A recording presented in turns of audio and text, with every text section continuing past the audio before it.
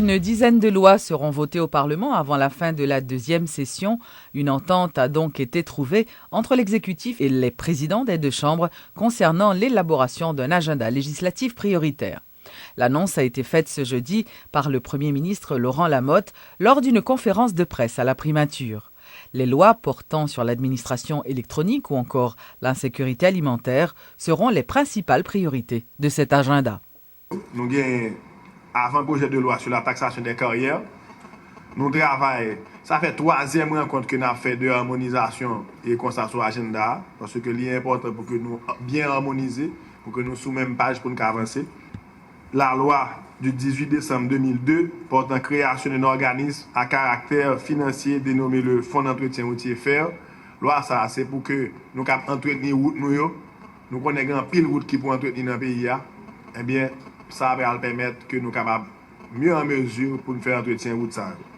Ensuite, nous gagnons comme projet de loi déposé au Parlement pour vote, nous gagnons la loi établissant le cadre d'organisation et de fonctionnement des collectivités territoriales.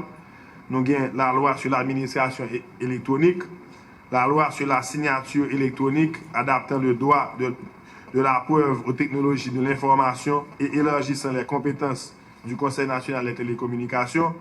Nous avons 4, la loi sur les échanges électroniques. 5, la loi relative à la protection du consommateur. 6, la loi sanctionnant le blanchiment de capitaux et le financement du terrorisme. 7, la loi portant création, organisation et fonctionnement du Fonds national pour l'éducation. Ensuite, nous avons des lois spécifiquement pour faire gestion grand goût, pour que nous soyons capables de mettre contre grand goût dans le pays. Nous avons la loi sur la fortification alimentaire, la loi sur la souveraineté alimentaire, la loi de l'ONASAN, qui c'est Office national de sécurité alimentaire et de nutrition. Donc, c'est sous loi ça, on a travaillé en priorité. Parce que il y a un pile loi pour voter, il y a un pile travail qui pour faire, il n'y a pas un pile temps pour faire ça. Donc, ça, nous mettons d'accord pour que nous ayons un agenda prioritaire, d'urgence, pour que nous soyons capables de travailler ensemble. On est dans la bataille, engagé tête, une choix de bataille, c'est une bataille contre la faim, contre l'insécurité alimentaire. Donc, il y a 3 lois effectivement que nous portons. Il y a une loi sur la fortification alimentaire, il y a une loi sur la souveraineté alimentaire, et puis il y a la loi créant l'Office national de sécurité alimentaire et de la nutrition. Et nous allons très bientôt une rencontre tripartite entre le Fonds parlementaire haïtien contre la faim et le réseau des journalistes haïtiens contre la faim et la FAO pour nous capables de travailler sur d'autres priorités ou bien d'autres cadres légaux. Donc, nous avons planifié sur ça et pour nous très bientôt, nous capables de faire encore ça, comment nous-mêmes nous avons joué rôle par nous dans le cadre de bataille contre la sécurité alimentaire. Mais en gros, nous sommes capables de dire nous attendons sur un minimum des agendas qui permettent nous épuiser 8 semaines de travail qui étaient nous.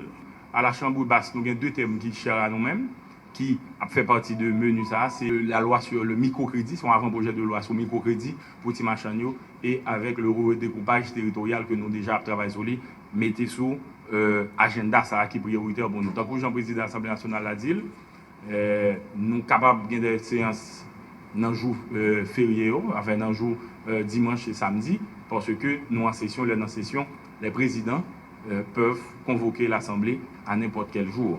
Et la loi sur l'administration électronique, le rapport est prêt.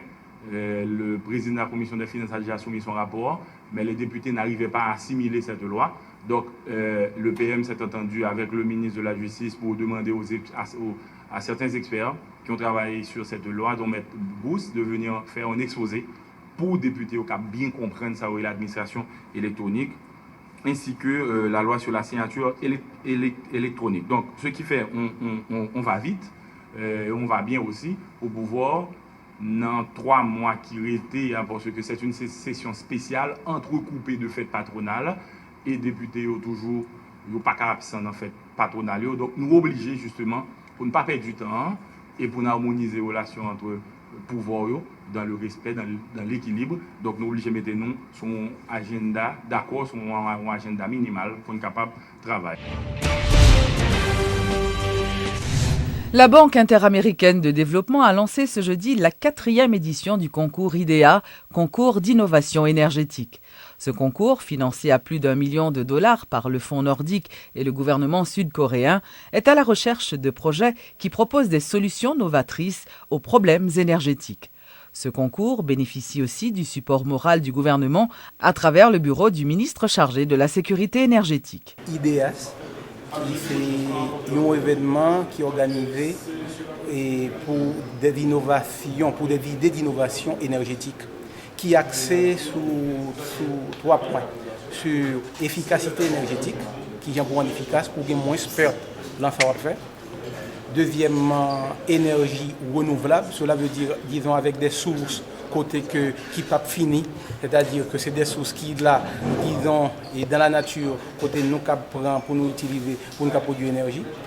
Et troisièmement, nous mettons accès sur l'énergie rurale. Maintenant, là-dedans, nous avons innovation, nous avons adaptation, nous avons partage, nous avons et réplicabilité, c'est-à-dire qu'il y a qu'une cas répéter, nous répétition, nous disons association, ok, nous tout bagage ça yo là et là projet ça. Donc c'est la raison pour laquelle que nous définissons base concours et système d'évaluation, c'est tout ça que la chita. OK, modalité c'est qui ça combien de monde capable participer dans le concours ça. OK. Et pas de limite pour monde qui participer, c'est aller online. Disons, et pour aller sur Internet là, www.iadb, c'est-à-dire Inter-American Development Bank, iadb.org/IDH. Le thème du concours. Et justement, c'est l'innovation énergétique. C'est le thème du concours, c'est l'innovation.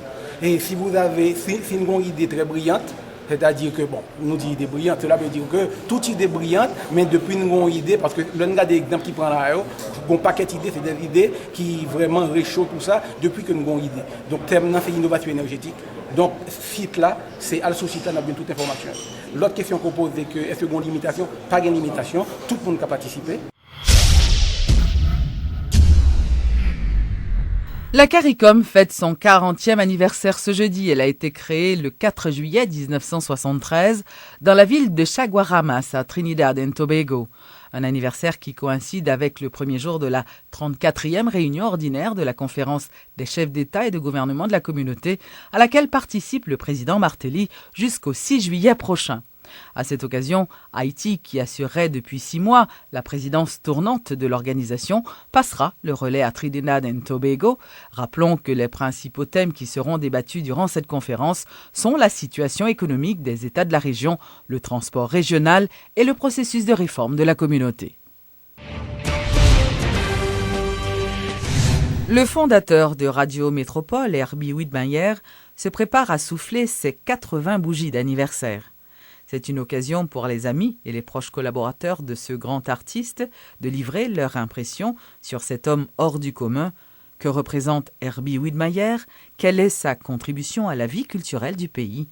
Suivez ce reportage de Luc Nergaro. Femme pays, c'est une fleur qui va pousser l'autre côté. C'est d'abord une voix, mais également et surtout une tête. Herbie Widmayer est celui grâce à qui Haïti a fait la vraie expérience de la bonne FM avec Métropole 100.1. Radio Metropole. Herbie Widmayer, un homme avec plusieurs casquettes, comme on en rencontre peu.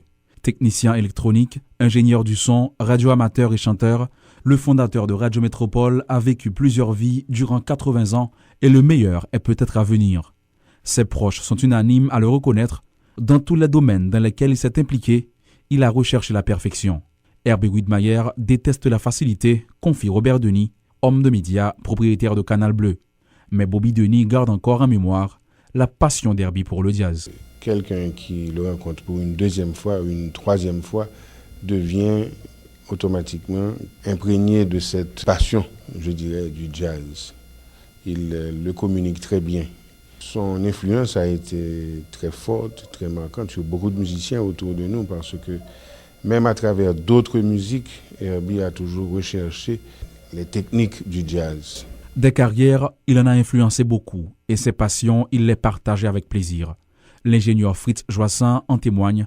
De la musique à l'électronique, ce qui lie ces deux compères va au-delà d'une simple amitié. Même à distance, même nous parlons, nous aimons l'autre, et deux fois nous connaissons des différents, mais nous discutons et puis nous entendons. Si aujourd'hui, le nom d'Herbie Widmayer peut déclencher toutes ces réactions au regard de son œuvre, l'homme est resté humble.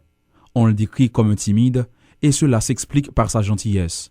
Ketli Jean-Poix, qui a eu la chance d'intégrer Métropole sous la direction d'Herbie, se souvient d'un collaborateur, d'un ami et d'un conseiller. La présentatrice du grand journal de la mi-journée sur Métropole dit de voir beaucoup au trio Herbie, Bob et Roland. J'ai jamais vu Herbie poser un patron, PDG, non, il était toujours très simple avec tout le monde. Et il n'y avait pas seulement Herbie, il y avait aussi Bob Lemoine et Roland Dupoux, les trois mousquetaires de l'époque. Et simplement, il te disait, bon, fais ceci, fais comme ça, ça serait mieux. Mais toujours avec beaucoup de gentillesse, beaucoup de gentillesse, de compréhension aussi. Aujourd'hui, 80 ans après, Herbie la légende continue d'aider à travers ses conseils dans des domaines variés. Et c'est peut-être pour cela que tous, ils souhaitent une longue vie et de nombreux autres anniversaires à celui qui a fabriqué des émetteurs pour beaucoup de stations de radio de la place dans les années 40. Tu as souhaité Herbie Retaven le plus longtemps possible. Beaucoup de longues années, de belles années encore. Herbie, enjoy the anniversary, pas garder. Alors, Herbie Widmayer, rendez-vous pour la 100e.